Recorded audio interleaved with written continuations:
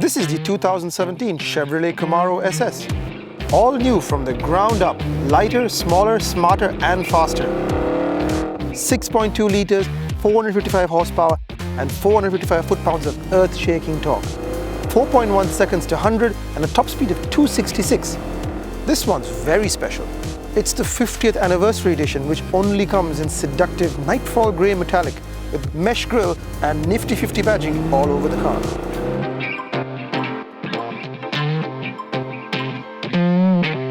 You can't get much cooler than this 50th anniversary Camaro, but you can get more 1990s. That's right, you guessed it. We're going to hit rewind and head back to the decade when I was cool, and finally one I was alive in. Wow, check it out. This is how you looked fly in the 1990s. The best decade like ever. Because while every other decade suffered from drama or some sort of cultural upheaval, in the 90s we were chilling like villains. Okay, let me give you the 411. If there was one way to sum up the 1990s, it was the decade of peace. Following the go-go, party-party 80s, the 1990s is remarkable for how many major conflicts came to a peaceful end. The fall of the Berlin Wall was the first step in a chain reaction that eventually led to the reunification of Germany, the breakup of the USSR, and the total end of communism.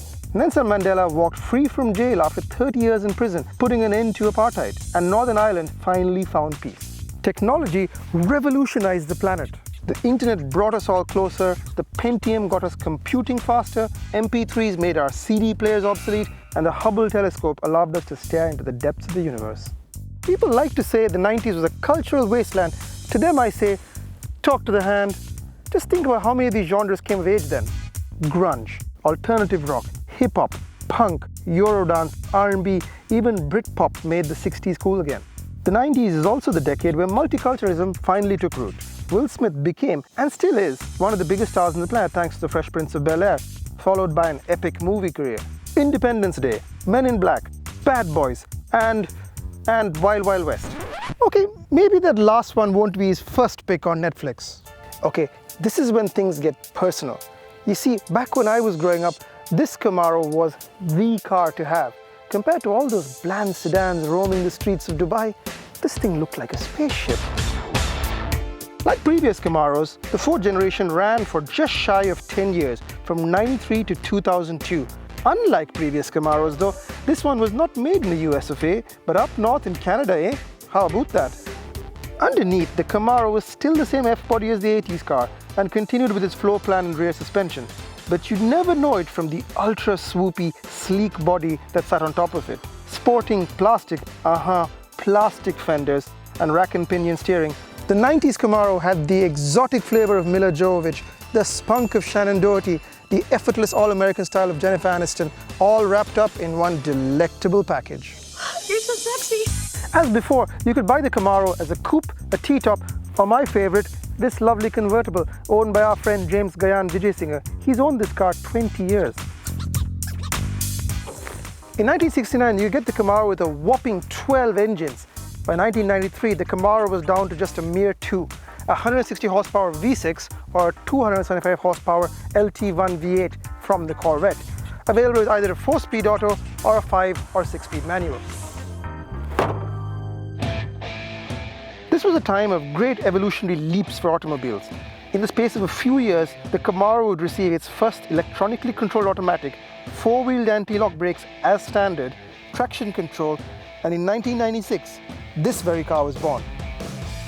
Although it first appeared in 1993, the mighty Z28 was at its most powerful in 96, with 285 horsepower, making it the fastest Camaro since the 70s. With a functional hood scoop, 70-inch rims and sticky tires, this SS, or Super Sport, was both straight-line bruiser and corner carver in one. And there was still more. 98 saw Will Smith get jiggy with it, Bruce Willis drill into a giant asteroid, and the new LS1 engine. This first all-aluminium engine in nearly 30 years produced an outrageous 305 horsepower, or 320 with the optional ram air system. Unlike the other classic Camaros we feature in this series, this one drives more or less like a modern car. The V8 stomps and roars like a modern SS, stops on a dime, the AC is ice cool, and the steering is fingertip light. And at the touch of a button, the roof goes down. I can't tell you how much I wanted this car when I was 18. In fact, I'm insanely jealous that James got to drive to college in this while I was stuck riding the bus. Let's be honest, this isn't a car, it's a time machine.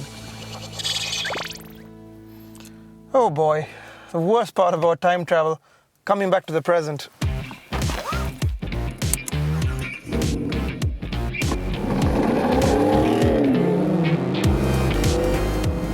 The 90s Camaro really showed the way forward for the muscle car. From now on, the Camaro would never again be slow, even as a V6. And in its most powerful SS form, it was starting to mutate from knuckle dragger to proper race-bred sports car. You could laugh at how affordable the Camaro was while you sit in your high-dollar European exotic, and then you could eat its dust as it roared off into the distance. As much as I wanted the 90s Camaro, it couldn't last. The world went through some turmoil in the early 2000s, and the Camaro, well, it went away for a while. But you can't keep a good muscle car down. And boy, oh boy, we're we in for one heck of a transformation when the Camaro comes back in the 21st century.